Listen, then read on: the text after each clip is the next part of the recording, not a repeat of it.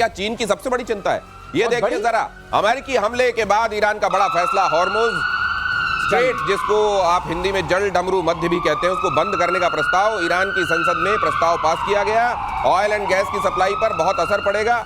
ये कहा जा रहा है कि भारत में जो आप पेट्रोल डला रहे हैं ये $125 के आसपास पहुंच सकता है और क्रूड ऑयल की प्राइस पहुंच सकती है $80 पर बैरल या इससे ज्यादा हो सकता है इसका दाम। चीन की मेन चिंता यह है कि उसका ज्यादातर उसकी इकोनॉमी को चलाने वाला जो तेल है वो हॉर्मुज से ही आता है। अब ये अगर ऐसा है तो कि ईरान चीन को तेल लेने भेजने वाला है क्या? नहीं, अब देखिए बात यह है कि इसमें अब चाइना के पास दो सूरत हैं, ठीक है। अब देखिए जिस तरीके से सऊदी अरब का है, अगर हूथी वहां पे एक्टिव होते हैं तो सऊदी अरब को भी मुश्किल होगा तेल बेचना, चाहे इधर से बेचे चाहे उधर से बेचे, नंबर 1। नंबर 2, इसका मतलब चाइना और रूस और पास आएंगे क्योंकि रशिया जो है it is among the chief supplier of oil to China.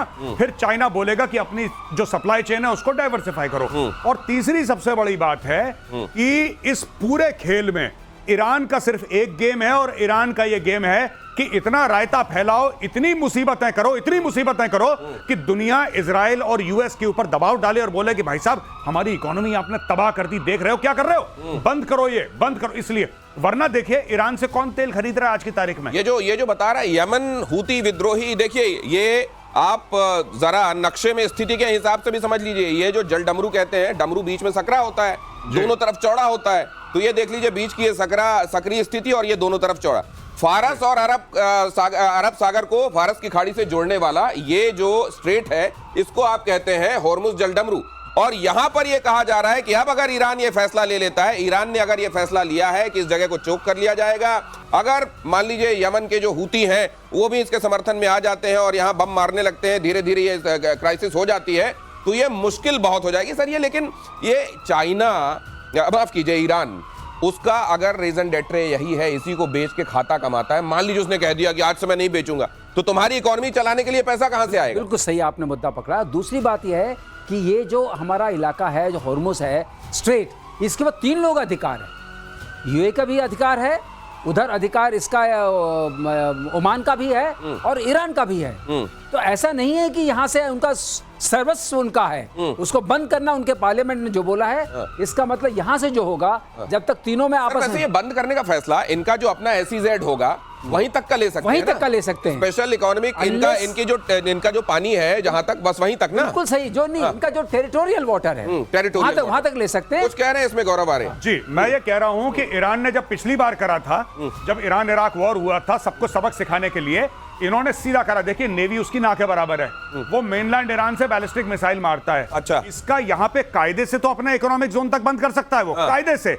लेकिन जब ईरान बंद करेगा, ईरान बोलेगा इस पूरे इलाके में जो जल डमरू है, इस पूरे इलाके में अगर कोई जहाज का मिसाइल मार देंगे, कहानी खत्म। वो दादागिरी है ना, वो दादागिरी। ईरान के फैसले से एक्शन में अमेरिका, अगली खबर देखिए, अमेरिका ने कहा हॉर्मुज जल डमरू को बंद ना करे ईरान।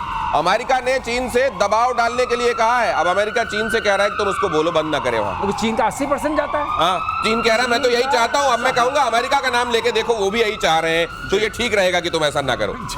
लेकिन वही बात है, ईरान में अब बात चल रही है, मरता क्या ना करता। कुछ ना कुछ तो ईरान को रेडिकल करना पड़ेगा, क्योंकि अब IAEA का भी फैसला आ गया है, उनकी भी रिपोर्ट आ गई है कि कुछ तो भयानक हुआ है फर्डो में। अच्छा, कुछ तो खतरनाक हुआ है वहां पे।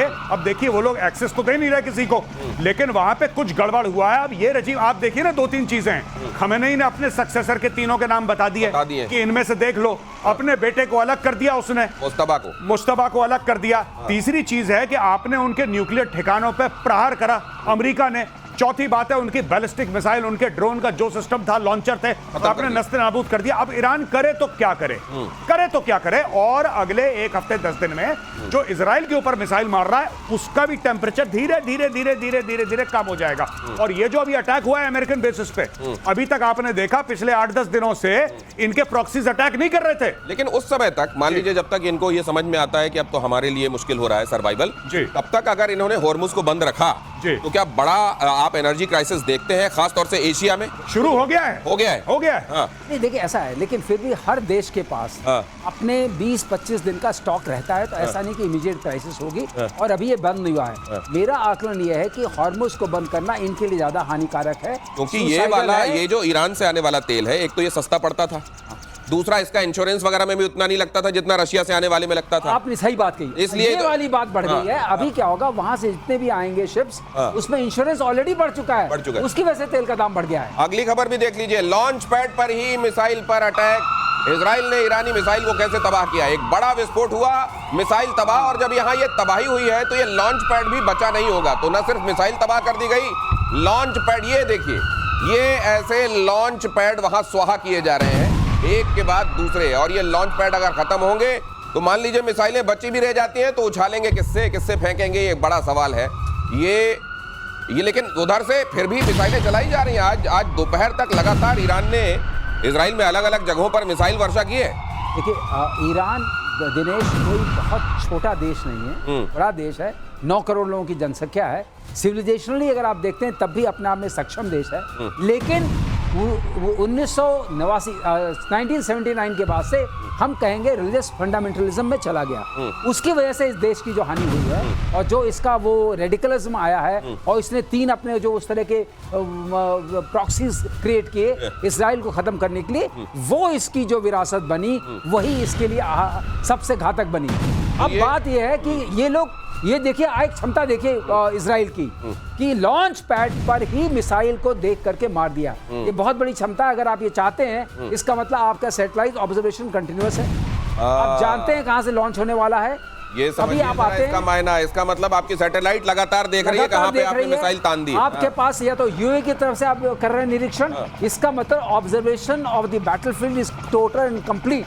ये समझ लीजिए। और यूएई को और सऊदी अरब को इस समय जो मुस्लिम वर्ल्ड है वो किस तरीके से देख रहा होगा सर, वो भी बताइएगा। लेकिन ईरान ने दिखाई अपनी मिसाइल की ताकत, एक साथ उड़ती हुई दिखी मिसाइलें, बारूद के साथ साइकोलॉजिकल वॉरफेयर भी चल रहा है। इजराइल पर अटैक कर रहा है ईरान, ये वीडियो जारी किया गया है, और ये वीडियो ईरान की तरफ से जारी किया गया। जब आपको वीडियो जारी करना पड़े ना, तो मुझको लगता है फिर आप असल में जारी नहीं कर पा रहे हैं, इसलिए वीडियो जारी करना पड़ रहा है। अपना भाई मीम बना रहा है। हमें नहीं, जो कहता है कि अभी पनिशमेंट मिलेगी और रेट्रिब्यूशन होगा, और ज़ायनिस्ट स्टेट को, ये देखिए, ये बिल्कुल ऐसा है, लग रहा है पीआर एजेंसी ने बनाया है। और आप अगर खमेनेई का ट्विटर हैंडल देखेंगे, एक्स पे जाके देखेंगे, तब आप देखेंगे कि वो स्कल बना रहा है, और वहां पे वो स्टार जो है इजराइल का जो एम्ब्लम है वो बना रहा है, और ये मीम बना रहा है। अब ये मीम वॉरफेयर पे आ गए हैं ये लोग, मीम वॉरफेयर जी। और सबको दिखाने के लिए ये क्यों वीडियो जारी कर रहे हैं, हमने इतनी मिसाइलें मारी हैं, क्यों? अगर भाई आप ये जारी करो कि ईरान के जो एयरफोर्स है, ईरानियन एयरफोर्स तेहरान के ऊपर उड़ रही है, तब हम मानेंगे। मिसाइल तो मार सकते हो, आप मारो मिसाइल, 100 और मारो, लेकिन भाई आपकी एयरफोर्स कहां, मैं ये जानना चाहता हूं आपकी नेवी कहां है। और उसमें जब अपना सक्सेसर आप घोषित कर रहे हैं तो पूरी दुनिया को अपने आप संदेश जाता है कि आप इसको कैसे देख रहे हैं। ईरान पर हमले को लेकर बोले अमेरिकी उपराष्ट्रपति जेडी वांस, अगर ईरान ने हम पर हमला किया तो जवाब दिया जाएगा। हमने ईरान पर हमला नहीं किया है, हमने किसी नागरिक ठिकाने पर हमला नहीं किया है, हमने सिर्फ 3 परमाणु ठिकाने उड़ाए हैं, हमने किसी और जगह को निशाना नहीं बनाया। और अगर ऐसे में हमारे किसी जगह को निशाना बनाया जाता है तो फिर हम जवाब देंगे, जेडी वांस ने ये बात कह दी है।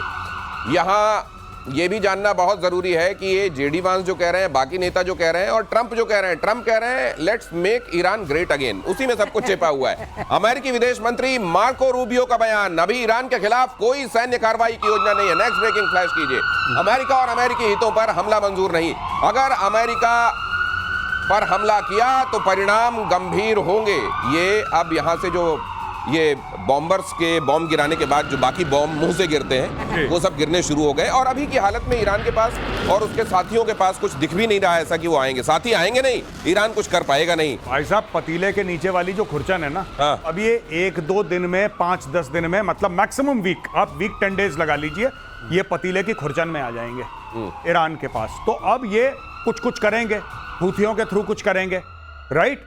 कुछ हो सकता है कि हिजबुल्ला के कमांडर को 4 दिन पहले इजराइल ने निपटा दिया, किसी और आतंकवादी संगठन के थ्रू कुछ ना कुछ करने की कोशिश करेंगे।